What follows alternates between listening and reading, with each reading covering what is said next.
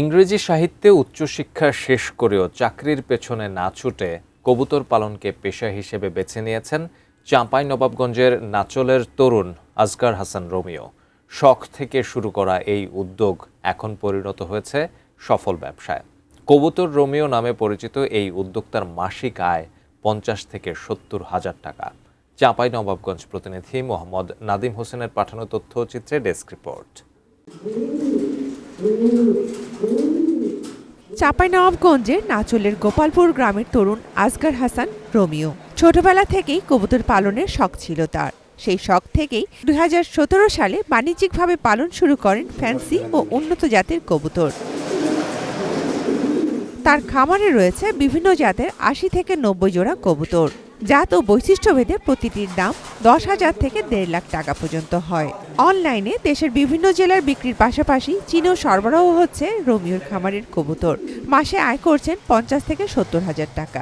বর্তমানে আমার মন্ডিয়ান আছে, রেশার আছে, জ্যাকোবিন আছে, ক্যাপাচিনো আছে। এই কবুতরগুলো বেশ কিছু সমন্বয়ে আমি মোটামুটি প্রায় 5টা ব্রিড সিলেক্ট করতেছি। আমি পছন্দের 5টা ব্রিড নিয়ে কাজ করব সামনে। আমি আমার কবুতরটাকে ভালো একটা যে বিদেশি যে মার্কিং থাকে ওই মার্কিংয়ে নিয়ে যাওয়ার জন্য প্রচেষ্টা চালাচ্ছি। ব্রেকিং নিউজ, এয়ারটেল এখন সার্কেল।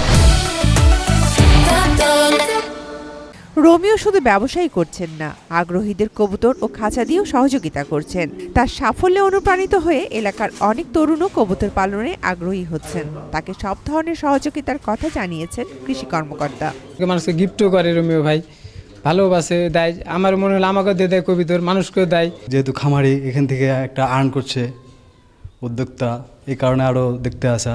রোমিওর দেখা দেখি এই তরুণ প্রজন্ম আরও উদ্যোক্তা হতেছে। আমার বাসায় যে কবুতর আছে তার ব্যবসা দেখে আমি শিখেছি। আমরা প্রাণী সম্পদ দপ্তরের আগেও তার সাথে বেশ কিছু প্রোগ্রামে অংশগ্রহণ করছি এবং আমাদের বিভিন্ন মেলাতেও সে পার্টিসিপেট করছে।